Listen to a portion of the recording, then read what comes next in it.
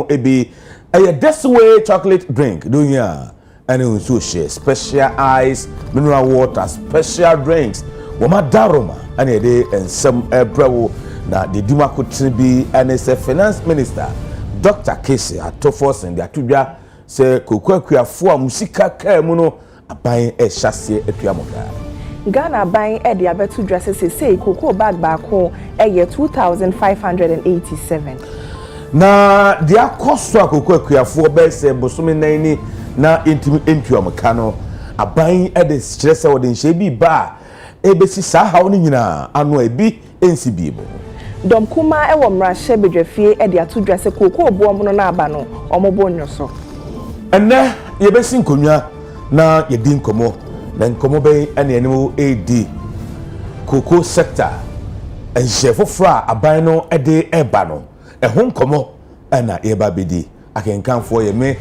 David Ofori Safo menimiaba mame ya obelku amponsa aveyebo awura ensem no emu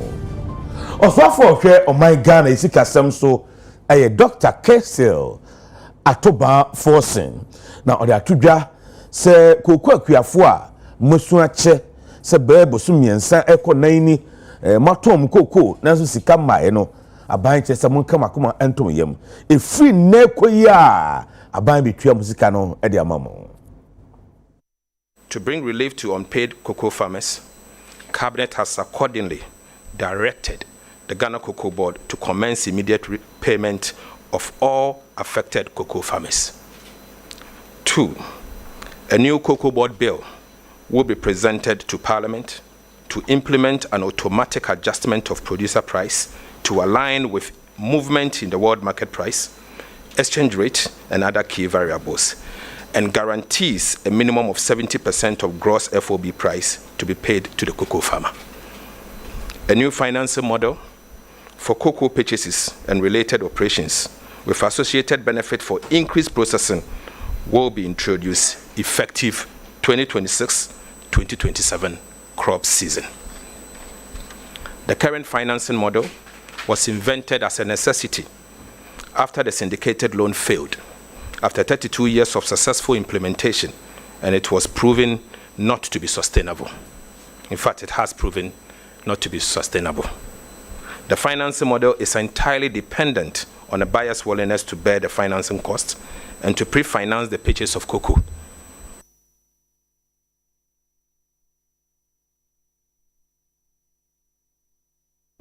Oswafo a wo hye sika sem so yera Casey Atoforsen ene e won sem trefo ko nhyiamu ase e no de tu dwa se kokwakuafo bo mo na wo mobeton omo cocoa bag e 2587 na wo kire mu se ebo wei ejina sede enema esiko e wo adwade nsemu.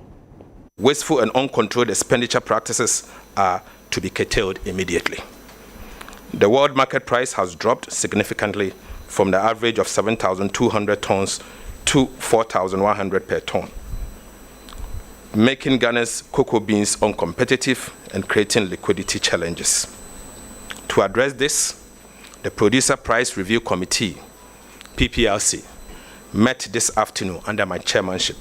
to assess the challenges facing the sector and review the producer price for the remainder of the 2025-2026 crop year.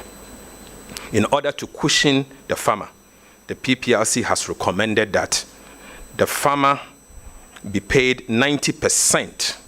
of the achieved gross FOB of $4,200 per ton to mitigate the adverse impact on the farmer as a result of the fall in the world market price. As a result of that, the PPRC thereby announces that effective today, Thursday, 12 February 2026, the new producer price for the remainder of the 2025-2026 crop season will now be 41,392 Ghana cedis per ton and 2,587 Ghana cedis per bag. This measure has become necessary to reflect the reality of the world market price of cocoa, ensure the injection of immediate liquidity for expedited payment of farmers and guarantee the sustainability of our cocoa sector. Nyakoye no yehunu se enye aban no nhihye pese no na mom of takers no omo nhihye until there's nothing we can do. Say comparatively, no, even though people are saying say Ghana and Ivory Coast were joint friendship,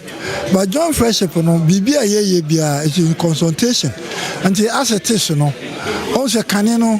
Omo two or more prize mo yenso yeto mo no ye de no kra koso chenche se ohwe kra se na smuggling ntimi enkoso say you know aka kane no kra na ye nuano mo to voter omdo om koko no ko wasese no mo fanko this is all in Ghana until the issue no mesre menuanom koko akuafo se obia nka na komanto ne yam na yen hwe nhihye foforo na aban no de urban doing syndicated loan since 2024, so it's another effort. I mean, there's always a saying that you cannot do the same thing and get a new result, so this is an opportunity where we are doing a new thing for a new result. So of course my appeal will go to the farmers to embrace it. The farmers should have patience, ask questions. Their leadership will also be engaged. As the minister indicated, also Cocoa Board will be reaching out to the farmers. Nsenchofo nhyiamu a Dr. Kesel Atoforsen Finance Minister and nsenchofo ekoso na osanso di tudwa ekire se be mfiem wotwe a etwa mu se de oman Ghana ye toto cocoa sector sikasem no na enkoyie kra nti aban de nhye eba a sikasem ntotwe nyina no ombe ni yie na sahawe ebi ansa mabi. Over the last 8 years, revealed gross mismanagement, which requires immediate and comprehensive reforms to address the challenges in the sector. Cabinet has therefore decided on the following reforms to guarantee a fair price to the cocoa farmer, secure the financial viability of the cocoa sector, and ensure the long-term sustainability of the cocoa industry. Financing model is entirely dependent on a buyer's willingness to bear the financing costs and to pre-finance the purchase of cocoa. The key motivation for buyers in the previous season was the rollover contract priced at a rate of $2,661 per metric ton, when the existing market price were above $8,000 per metric ton. Once the gap between the rollover contract and the market price closes, and the majority of the rollover contracts are serviced, the buyer will not be willing to pre-finance the purchase of cocoa crop. Alternatively, the previous syndicated loan model requires that Cocoa Board sells forward most of the raw beans to lock in the contract, which repays the loan and serves as collateral as well. This system did not allow Cocoa Board to optimize prices on the market. In addition, the use of raw beans contract as collateral for the loan meant that Ghana could not optimize its installed capacity for processing. The new financing model will utilize domestic cocoa bonds to purchase cocoa and repay the cocoa proceeds within each crop year. The bonds will be used to raise a revolving fund for Cocoa Board to turn around at least once during the season. The model will also revive the indigenous license buying companies that have been completely thrown out of business as a result of the current financing model. State-owned produce buying company, PBC, will be revived to resume full operations and become the leading license buying company in the cocoa sector with immediate effect. With the new financing model, Cocoa Board can sell beans of any volume to local processing companies to promote value addition and job creation. Cabinet has, however, directed that with immediate effect, the remainder of the beans for the crop year 2025-2026 should be allocated for domestic processing. Cabinet has also directed that beginning from 2026 to 2027 crop season, a minimum of 50% of all cocoa beans should be processed locally. And this will be part of the Cocoa Board Bill going to Parliament. Domkume womra she bedwefie e de atodwa se ansa na yewura mampanyi ene NDC aban ebetena banwa so no wo mo hye kokoo akuafo obo se so wo betena konya no so a wode ntumu ene beba kokoo mu na afei adenti na nteso mum ene eba wo kire sese woni kokoo akuafo di ni seidi a na omo ne omo endi ni ye ne sa so nti won hye enye hwehwemu na de omo de ababia no wo mo san kọ na omo fa bo foforo ma nya sa omo asisi akuafo. Media Papa in the Western region. They produce about 50% of Ghana's cocoa. In there was abundance entity based on their own bad decisions. What they share, we did it there. Oh yes, because I want to work out the price in the book 60, and some work out the book 70. It will be even price work out of come so in the worst one to do that. Them did end this way fail cocoa farmers in this country. Inti me pedo be at no as the mismanagement no about the mass me and we should put the blame squarely at the doorstep of the president of Ghana, John Dramani Mahama. Wanyadi. This your here,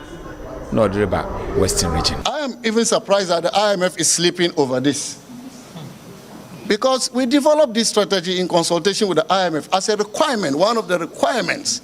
for implementing the IMF program. I'm really surprised that the IMF has gone to sleep on this. And this government is recklessly managing the cocoa sector, which has brought us to this unprecedented crisis in the sector. Given the scale of the crisis in the sector now, a sector which is one of the most important pillars of our economy, one expected the government to give Cocoa Board a bailout, as we did during the MPP times, rather than reducing the producer price for cocoa. A bailout would have been necessary, particularly at the time we are told that the economy is strong and resilient. They said they are better managers of the economy. An economy that is better managed cannot pay cocoa farmers. An economy that is better managed reduces the producer price of cocoa. And so Ghanaians can see the deception and the narrative that the NDC government brought to them about our government, the previous MPP government, as having badly managed the economy. Ghanaians can now see who is better managing the economy. Kuafo na show man yesa ye man ye scholarship ye de bi ya kwan ye de bi CBB a kuafo na show man yi nyina na no ukwohwe Bank of Ghana omo report ba ya report no nko ase afie nko ano 2025 nko ano omo nya $3.9 billion. Would you multiply current rate into Sasika kuafo sika no omo de ye de na ebo ne kofom a wo kotie kuafo omo akatua de ma wo so 10 billion bag of the baby bia enti mo gidi se one kuafo edi ne ye ye beto aba asembe ne yantiam free yewra kopoko asembe ne yantiam free yewra atofo sin ho senya me ya adom mahama na mu o se wonni kokofo akopa asase wonni kokofo akopa asase enti asase ayen kopene no nie resetting no eno nie resetting eno nie tiresra mo nyina mo fama no ntumbi ne yan su ma akuafo na ya akuafo na show man yisa bepem ne adan ne tutu o musa nti yesra man panyin se wo mra biem na ne kina ya o meka sa papa foforo enkyere akuafo na so ne we pass what so 10 million de yampene eno kwan de yampene nti yesra man panyin se won sa mra biem. Na egusua wo dom kuma wo mrahye bidwam na wo yensenchofo nhyiemu onunyamfo kojo opon kroma mrahye bidwani de ma de hye wo fo ase ayerebi onne kasae na ose NDC aban wodiga na hwamo pa obaye koku buo osu apigem ede ko 3652 Ghana cedis enei yeda sore ya wo si wo hwanso ede about 2587 Ghana cedis. We know a haircut pa a punk and we kuku akuafo enti e ban sa na aban woni kuku akuafo enini announcement where my say Cocoa Board enkotua akuafo no eni nyina so obi esan say e kamia say ne scan wo hodeda ɛna cocoa board ɛboa pa sɛ ɔmo ntua na nyɛ saa de a wɔyɛ announcement sɛ ɔmo nkotua sɛn deɛ wɔsa aban ne yɛ ne sɛ ɔhyɛ finance minister na awie na ɔkasa ne sɛ prɛko pɛ ɔnkɔpɛ sika deɛ frɛ no emergency liquidity assistance ɛma cocoa board na cocoa board mfentua saa nyɛ saa na abɛka sɛ ɔmo nkotua ɔmo ka deɛ na ɛkyɛ sɛ ne sika no wɔ hɔ na borɔ ne tirimɔden ti na wonyɛ den wontua ɔmo na ɛdɛn na akɔfa wei aba yɛmpɛ sɛ mowrɛ bɛfi nneɛma mmienu akɔfa wei aba baako ne sɛ aban wei baeɛ no ɔma sakra ɔma sesa kwan a ɛfa so tɔn yɛ kookoo first na yɛde yɛni hwɛ daakye ɛboɔ future prices anaasɛ forward trading na yɛatɔn ɔha nkyekyɛmu aduɔson 70%. Ɔmbaeɛ no ɔmo sɛ yɛn nim yɛn nti ɔma sesa no ɔma pam mpanimfoɔ no bi yɛde ɔmo nkɔfoɔ abɛhyɛ mu ɛna na ɔma sesa no sɛ ɔmo bɛyɛ 30% on futures ɛno na akɔfa wei aba ɛtɔ so mmienu deɛ akɔfa wei aba yɛ dollars ɔmo pɔmpe gu system no mu nti no ama Ghana cedi no n'ahoɔden ɛpagya ɛkwan a ɔnni nyinasoɔ nti wode nneɛma kɔ amanɔne a na ne boa kɔyɛ den nti na ɔmo sɛ yɛkookoo ne boa yɛ den ayɛ den na yɛka kyerɛ mo sɛ economy wo manage na wode saa nnaadaa wei ne ntrikisi wei a ɛbɛwie akyire no wobɛhu sɛ wobɛkɔ kookoo akuafoɔ hɔ no woto bɛda adi wobɛkɔ light bill mu no woto bɛda adi wobɛkɔ transfer first mu no woto bɛyɛ den ɛbɛda adi ɛnɛ akuafoɔ nyinaa nyɛ kookoo akuafoɔ po wɔn adua mo wobɛkɔ na ɛmo no yɛate agu ayi warehouse sɛ atɔfoɔ ni hɔ ɛsiane sɛ ɛmo efi aburokyire ba no ne boɔ abɛyɛ fo ɛsen deɛ dua wɔ ha no adentia ɛsiane sɛ yɛawɔ dollar ne pin enti no ama yɛn nneɛma ne boɔ ayɛ den asen ama no ne nneɛma na deɛ si aban etwa kookoo akuafoɔ mene sɛ yɛka no pɔtɔ kasa mu a 28% haircut wɔtwa ɔmo mene ɔha nkyekyɛmu aduonu wɔtwe na ne nsunsuansoɔ ne sɛ ɛnɛ wokɔ yɛn nkuraase ne bebree a kookoo na mmeranteɛ no biom aka mmerewa ne nkokora na ɛdɔ sɛ mmerewa ne nkokora yi a ɛdɔ yi ɛhia ɔm deda deɛ wayɛ yi ɔkyena ɔmbɛdɔ biom anaasɛ ɔmbɛtɔn ɔmafoɔ ama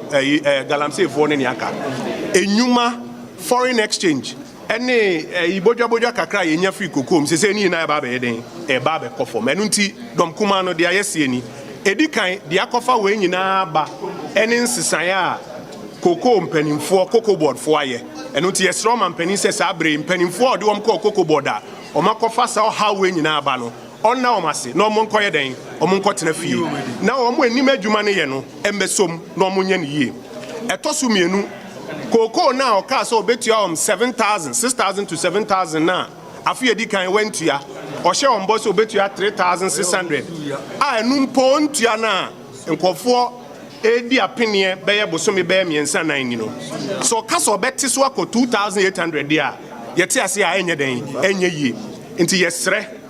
ɔnsan fɛn ko gyina wo deɛ wonni bi ɛma wase a sɛ wo nsan mmɔ no korɔ no nka ho wo deɛ ɔnsan fɛn ko gyina 3,600 no na ban kwan ɔno abɛfɔ so apɛ sɛ sika na asɔ so na ɔnsɔ so yɛn yɛ apɛn so saa na ɛyɛ no ɔnsɔ so na ɔka sɛ ɔbɛte so aba saa 2,800 and something na akuafoɔ no bi text yɛn mpanimfoɔ sɛ ɔmo bɛte agu abɔnten ayɛ ɔyɛ kyerɛ sɛ ba ne sɛ ɔmbɛyɛ saa yɛn dɔm kuma wei sei yɛbɛka ɔmo ho ama ɔmo ayɛ sɛ adwuma